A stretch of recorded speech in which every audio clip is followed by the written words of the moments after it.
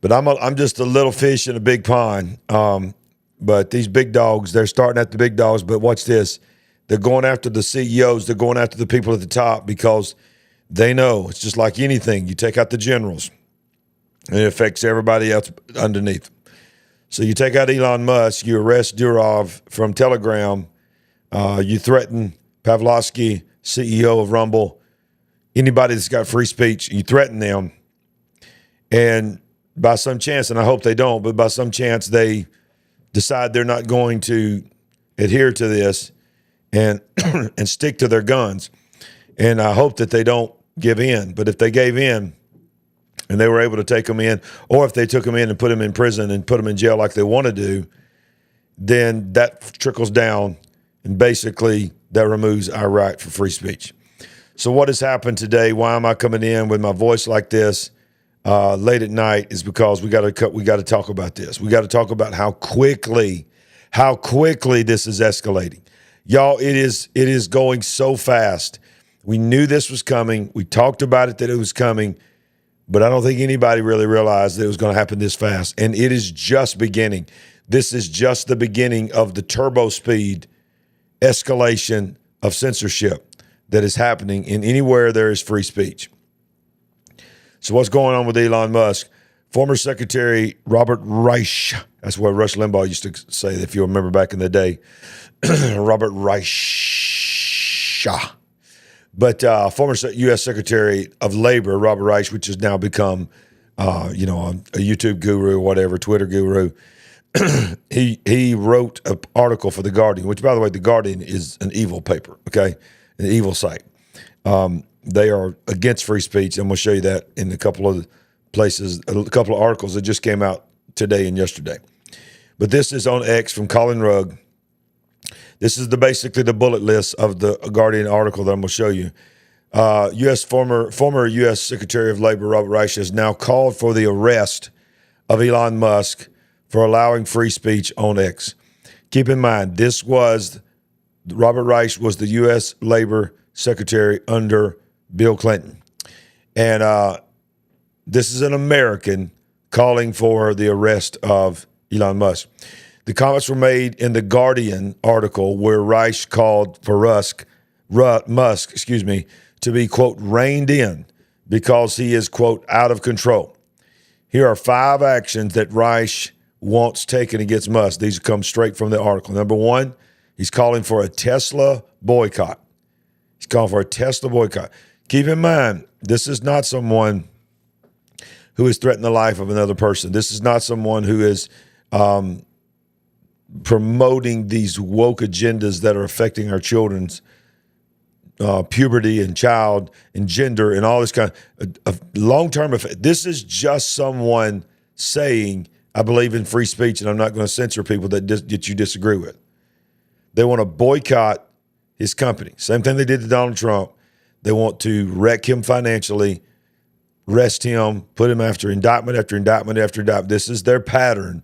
They want to destroy you. They want to threaten with destroying you. So boycotting Tesla. They want advertisers to boycott X. This is what he's calling for. And many, many, many on the left agree with him.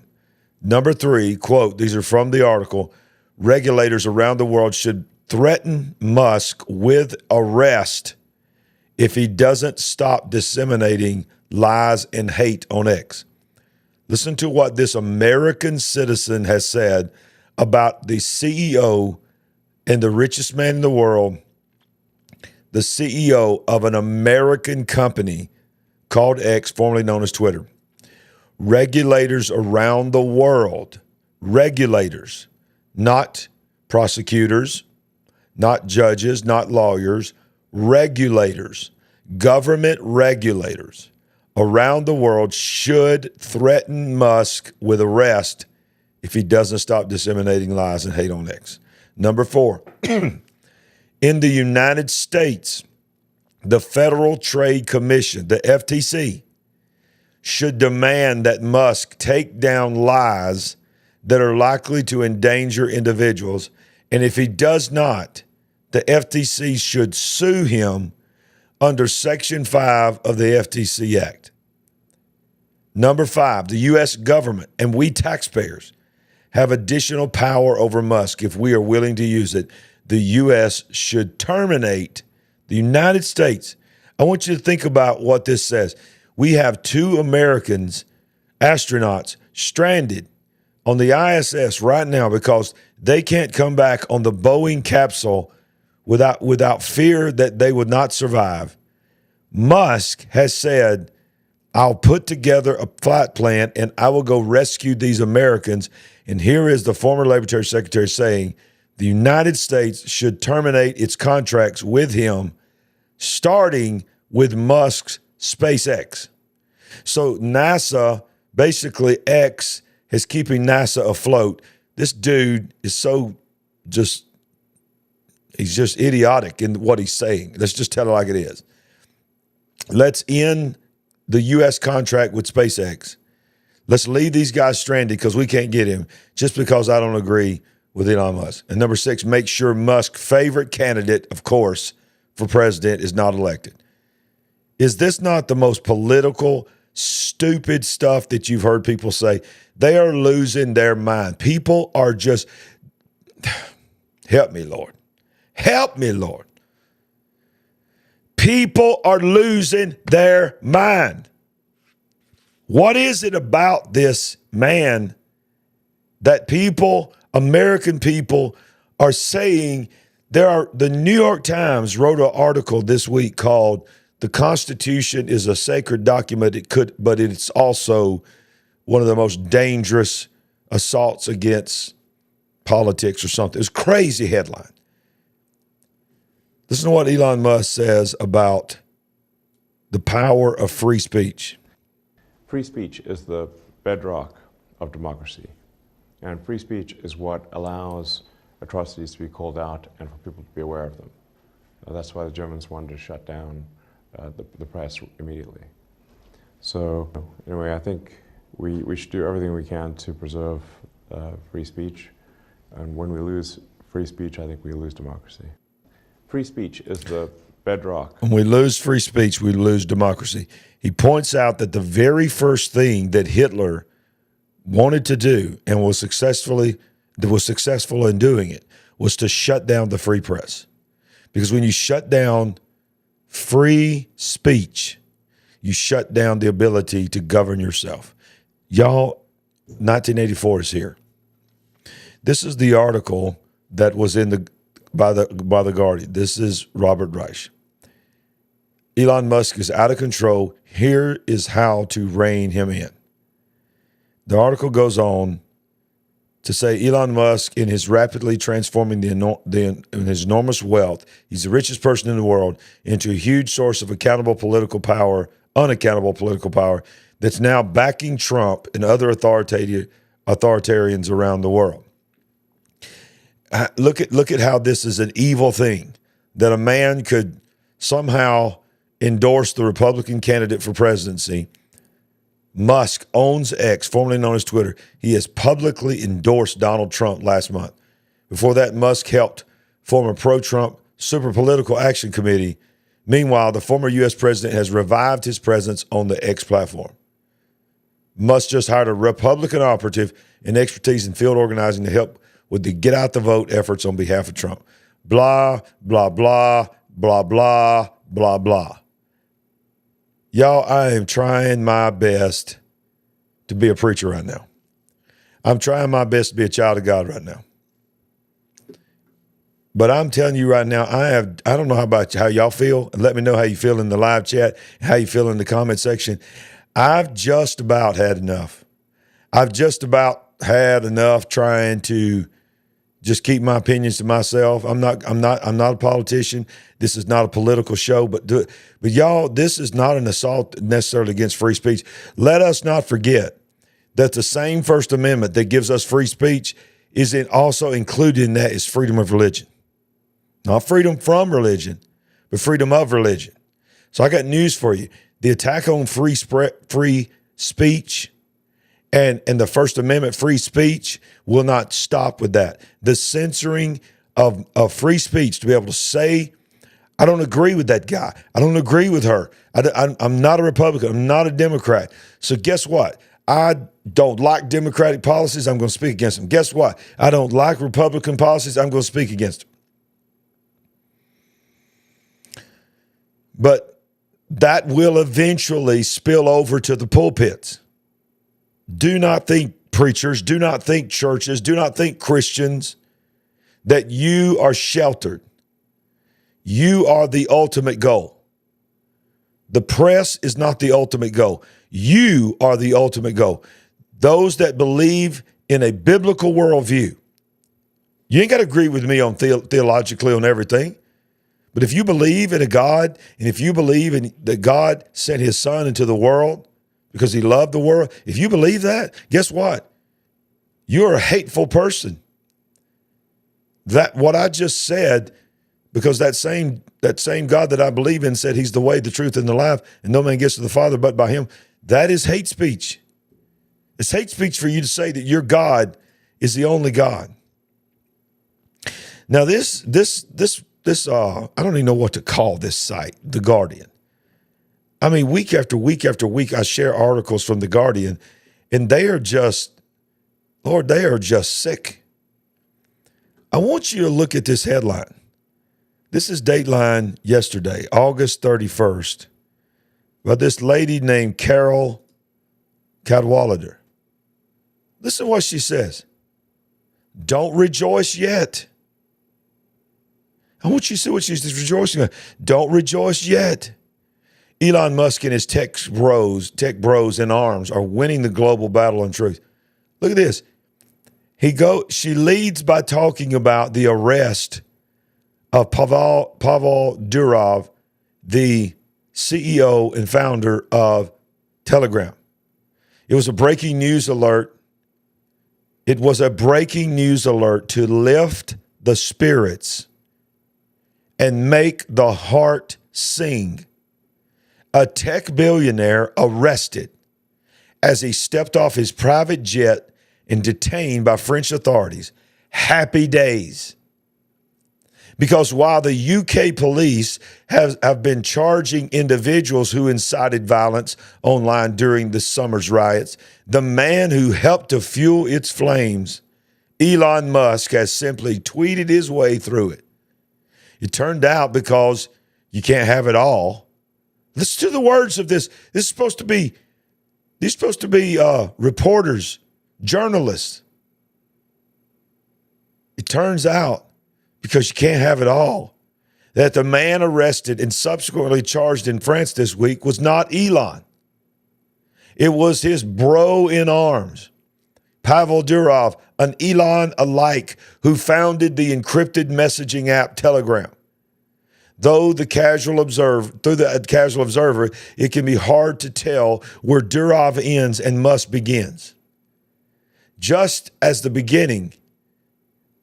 flattening effect of the algorithm means the coffee shops in Brooklyn and Bristol look the same these days, so it is with the bros.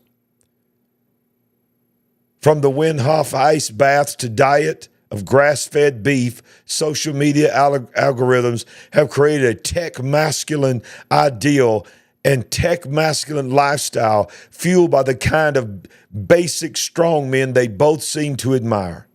Chief among them, Vladimir Putin. Y'all, this is stupid. This woman is saying, oh, I got so excited when I heard that a billionaire got stepped off his private jet and got arrested. Please let it be Elon. Please let it be Elon so we can please shut down X. Dagnabbit. It was a billionaire, but the wrong one. It was his little brother, Pavel Durov.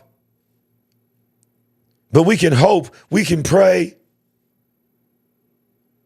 But we all know who they really emulate. We all know who they love, Vladimir Putin.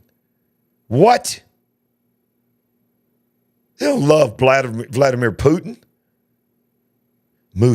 Musk has formed for chatting with Putin on the phone while Durov claims to have been driven into exile by the Russian government. It's hard to square that with the stream of supportive statements from Russian ministers last week demanding his rescue.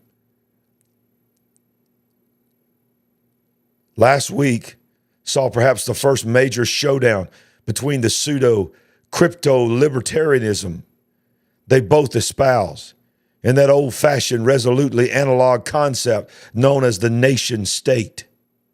Listen to the words of this article. For anyone who has spent any time pondering the intergalactic levels of entitlement among the tech brolarchy, and until now, total immunity they faced. The arrest and subsequent charging of Durov was a singular moment. It's the first time a tech CEO has found himself in position of being forced to take responsibility for his actions. I can't even read any more of this. This is ridiculous. This is ridiculous. I'm going to tell it like it is. I'm not holding back anymore. This is ridiculous. They are counting down the days. I want you to think about this. When you hear people say this is like a third world banana republic, what that means is this is like a dictator-led country where people arrest their political opponents, jail their political opponents, shut down free speech, shut down freedom of the press for the sake of being a dictator. I keep hearing over and over and over again, we cannot let Orange Man win, because if Orange Man wins, he's going to have a totalitarian state, a dictatorship. Y'all, let's just tell the truth. It is the nature of the enemy to speak out and project on you to make you feel guilty and accuse you of doing the very thing that they're doing. This is authoritarian. This is a dictatorship. We have arrested political enemies here. We have turned the justice system into a political tool. We have threatened freedom of press. We have listen, do you know what all this is about? It's not about a personality thing, which they can't stand his personality. But for the most part, both these guys are really not true conservatives. Most of them are Democrats, come from a Democratic background, and come from a liberal-leaning social theology of their life. It is simply that they had their cake and could eat it too during the former administration, during the YY. They had total control of every major social media platform in the world. And they were able to control through intimidation, through money, through buyouts, through promotions, through incentive after incentive, and even with threats to shut down anything, just like the laptop, to shut down anything that they deem to be misinformation and disinformation. And then they got exposed. When Elon Musk did what they didn't think he would really do, I remember hearing they kept saying this is just a ploy. This is just to get for his Tesla stock to rise. There's no way he's going to spend this kind of money on a failing platform, blah, blah, blah, Twitter. And the dude went and did it. He bought Twitter. He changed the name. Listen, this has become a part of our culture, of our language, to tweet something out. He bought a company that was a part of the fabric of humanity globally, what is known as the global town square, which is what Twitter was. And you know what he did? He came in and he fired 90% of the employees at X, Twitter at that time. 90%. He fired the CEOs. He got rid of all the people that was in charge of all the different parts of the company and fired 90% of the employees of Twitter. And it's still working with 90% less workers. What were they doing? They got exposed. The FBI got exposed. Yeah, I know you're listening to me, FBI. The NSA, all the letters, they got exposed. They got exposed. The administration got exposed. Mark Zuckerberg came out this week in written form and admitted to Jim Jordan, Republican representative, leading the committee to investigate social media censorship, and admitted openly, we were pressured to take down things that did not line up with the administration's narrative. We were pressured to throttle and hide stories about a laptop. We were told to take down even, watch this, he says, we were told by this administration to even take down memes, jokes, and satire about lockdowns and the wah and all this. Take down any statement, any news articles, even any funny memes that we don't like. They got exposed. So listen to me, man. This ain't going to get better. This is not going to get better. It's going to get worse.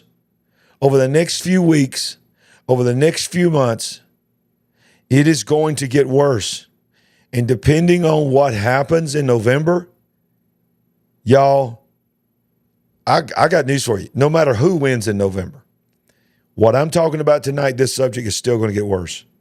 Because if he wins, then the media is going to squash anything, and the social media is going to try to squash anything that promotes his agenda. If he loses, it's going to squash anything that challenges her administration.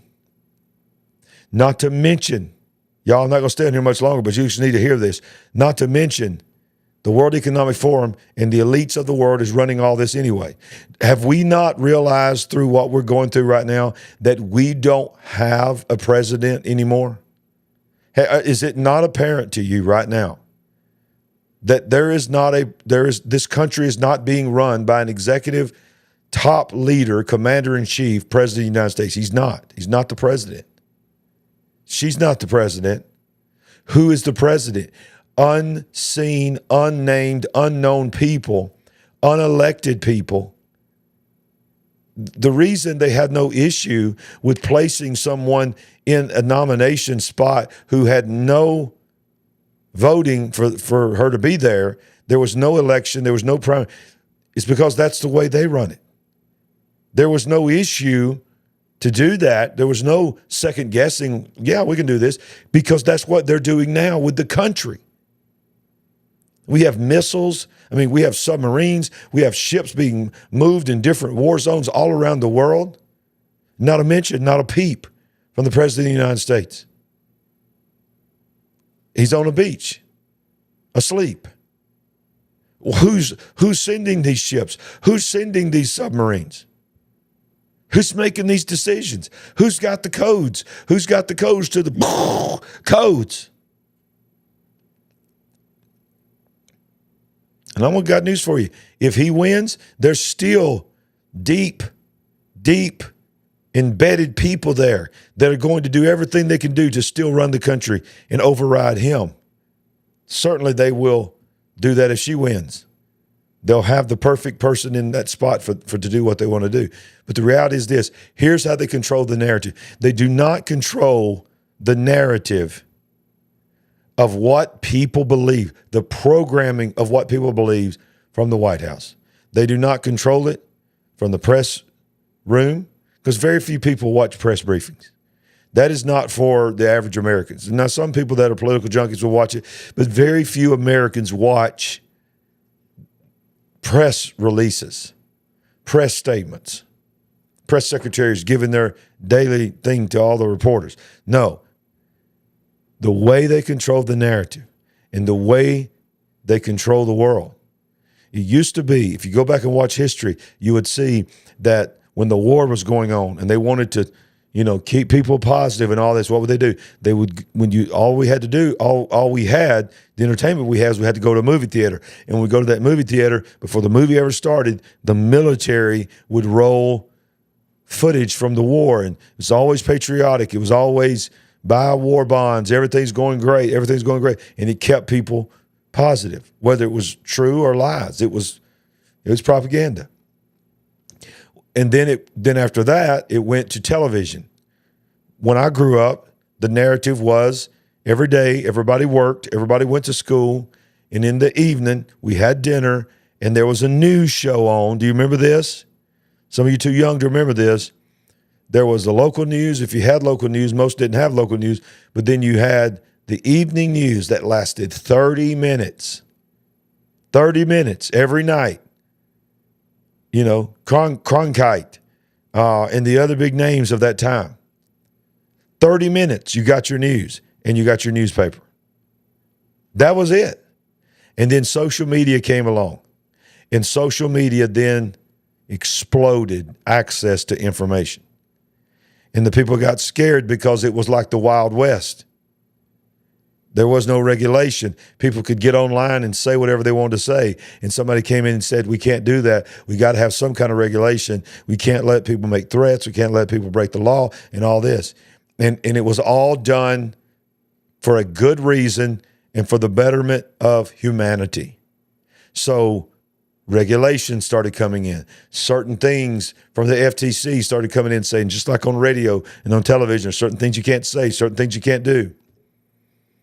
And then that moved into, I can't remember the name of the bill, but it's something like, somebody in the live chat will remember it. It was something like a 201, 202 or something, some kind of designation that social media platforms were able to go to Congress and get, watch this. This was several years ago. I think it might have been during the Clinton administration or it might have been right after him.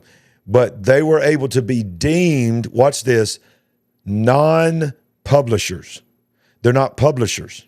So they're not under the same regulation. They are considered to be outside of regulations of things that you can't say on TV and things.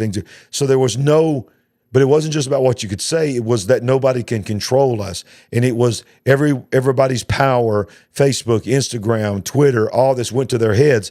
And they just started picking and choosing and playing God, who they wanted to be on there, who they would permit to go viral, who they would hide. They started learning how to do that. And then the government said, we've got a disaster on our hands. And you remember what the World Economic Forum said way back before the Obama administration, and the Obama administration repeated it, and people thought that the Obama administration came up with this statement, John Podesta, but it wasn't him. John Podesta was a student of the World Economic Forum and Klaus Schwab. And Klaus Schwab was the one that said, we have to learn to never let a crisis go to waste. Never let a crisis go to waste. You go back and watch some old footage of Noah Harari, the right-hand man, the sicko that is the right-hand man of Klaus Schwab. Video after video after video, he's saying, the only way we're going to redo this, you know the word, the great, you know what? Starts with the R and ends with an it. By the way, the reason I have to do that is because you get flagged for saying that, because of conspiracy theories about it. He said the only way we're going to be able to do it is we need some kind of global disaster or global epidemic thing happen. And in that crisis is when we will get the control that we need to form the world that we want. Well, we got that in 2020. And what happened to the social media platforms? Some of them did it to themselves because they're run by left-leaning and they were trying to destroy a certain candidate's chances. But most of it is now coming out and being revealed that it was the government. It was the institutions of our government that was going to these social media platforms and telling them, stop it. Don't write that. You can write this. Here's how you're going to say that. And if you don't do it, we're going to turn the switch off on you. If you don't do it, by the way, look at this file. Look at these pictures that I have on you. If you don't do it, guess what we know? We know this, this, and this about you. It's blackmail. And many of them gave in. But guess what? It still didn't work. They tried to kill the man. It didn't. He missed. It didn't work. They tried to imprison him. They tried to destroy his family. It didn't work. So the only thing left is what the World Economic Forum said in January. The greatest threat to humanity, the top 10 greatest threats to humanity in this year, 2024, is misinformation and disinformation. So somehow we've got to get control over this. Well, the monkey wrench was when Elon Musk bought Twitter. When Elon Musk bought Twitter, they lost their control, and they can't control him. So now, guess what? Look at the pattern. When you can't control your enemy or your political enemy, what do? Look at what's happening to a certain man right now. You try to destroy him financially by boycotts, and then you try to arrest him. And when that doesn't work,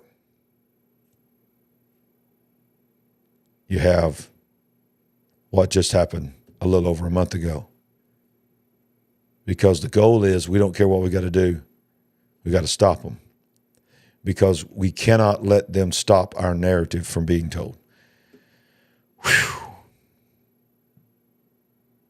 This is what happens when we have an amazing service like we had this morning. I've had a great day with my family. I'm tired. I'm wore out. But I'm committed. I'm committed to this channel, and I'm committed to the call that's on my life. I'm not just called to preach the gospel. That's first. But I'm also being called to this platform. And I don't claim to know it all. I don't claim to be an expert. And y'all, Lord knows, my English is horrible. I don't have that many words in my vocabulary. I've not been professionally trained for this. Everything I know about graphics and firing things and sharing videos, I've taught myself. I have no education when it comes to this. But I do have a mandate on my life. And as long as I can do this, I'm going to do this. And I don't ask for much from you. I don't ask for much. Here's the few things that I ask from you. Smash the like button. Wherever you're watching this, just take a second of your time and hit the heart or hit the thumbs up. Follow, subscribe, click the share button and send it to somebody. That don't cost you anything. Subscribe to our other platforms. Go to our website, LarryRagland.com. And only if, you don't have to do this. I could care less if you never, ever do this. If you see value in what we're doing, if you want to help me and Sandy. Because right now it's a two-person show here, y'all. We don't have a staff. We don't have anybody doing anything. I hope that grows in the future. It's just us. And we're on Christian television as well, which costs money. We're in the process this week of finally purchasing cameras to build a TV studio to take not only our TV show that's on DirecTV, Faith TV, but to take this show to another level. We got new guests coming in that are voices that are going to change everything for this channel. This channel is going to grow, and it is growing. But if you want to help us, you can partner with us. I know times are tough. We're not putting that pressure on you. We're not going to beg for money on this channel. But things do cost money, especially when you go into Christian television, and equipment costs money and that kind of stuff. But you know what? That's not why we do this. I'm talking to a webcam right now. Does a pretty good job. But I'm sitting in a small little area here. We need a place to sit down with some people and bring some voices in here to speak in this moment. Thank you for that super chat, Vic. I appreciate that so much. So there it is. Sunday night. They've arrested a presidential candidate. They've arrested a billionaire CEO of the number one encrypted messaging app in the world. And now voices are calling and articles are being written in support of those. Look, when you have Robert Reich and then you have The Guardian, two separate authors writing the same thing, and people are getting on video and YouTube and saying he needs to go to prison. We need to stop him. Talk about Elon Musk. The narrative is beginning. It's going to turn up faster and faster and faster. But you know what? Look, I don't know what to think about that dude. He's got some evil things about him. He's got some things about him that sort of make me think about the mark of the beast. Okay. I'm not a woo-hoo-hoo, Elon is everything. But dude, he's standing for free speech. And I'm thankful. So I support him. Till he does something to make me say I can't support him right now. I don't support his lifestyle. I don't support his social feelings or whatever, but I support what he's doing with X. I support what Telegram is doing. I support what Rumble is doing. And by the way, YouTube algorithm, Facebook algorithm, listen to me. I support you as well, because you are the greatest voices in America in the world when it comes to this type of media, and we want to be on your platform. We don't want to not be on your platform. We appreciate what you're doing and the platform that you've given us. But it's time for people to wake up. It's time for these corporations to wake up. Wow. I told my wife, I said, I'm going to get on there and do a 10-minute show. It's coming up on 36 minutes, 37 minutes here, y'all. If y'all have enjoyed this, smash that like button, subscribe, comment, and listen. By the way, also, just so you know, thank you for the live chat. I always go back and read the live chat. I'm going to read every bit of the live chat. But even if you're in the live chat and you're still watching this, comment as well down below what you think about the program, what you thought about the program, where you think this is going. Any kind of rebuttal. If you don't agree with me, let me know. That's fine, because the system that puts us in front of people, they love the live chat, but the live chat is nowhere near as powerful as the comments. When you like it and comment, that is what the machine says, okay, these people are very, very engaged even afterwards. So even if you're in the live chat, Facebook, Rumble, wherever you're watching this, comment below and help us out. We would appreciate it.